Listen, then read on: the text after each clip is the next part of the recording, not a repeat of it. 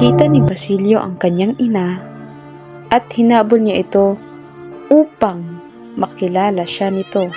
Ngunit patakbong lumayo ang kanyang ina na si Sisa dahil akala nito siya isang gwardiya sibil.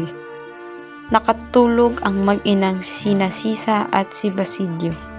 Ngunit nakaramdam ng kaba si Basilio dahil wala nang malay ang kanyang ina nang ginising niya ito.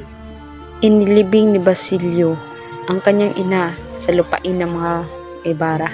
Iyak ng iyak si Basilio dahil wala na siyang inang makakasama sa kanyang tabi.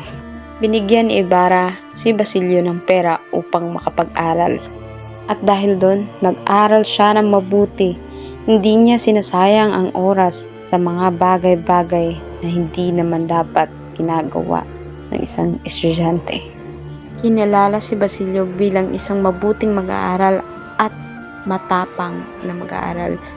Bukod doon sa pagiging matapang, ay nakaramdam din siya ng paninira ng kanyang mga kaklase na wala namang laman ang utak. Pero hindi niya ito pinapansin dahil may inspirasyon siya na ang pangalan ay si Huli. Di nagtagal, nakulong si Basilio. Inutusan si Huli ng kanyang amo na pumunta kay Padre Camora upang humingi ng tulong.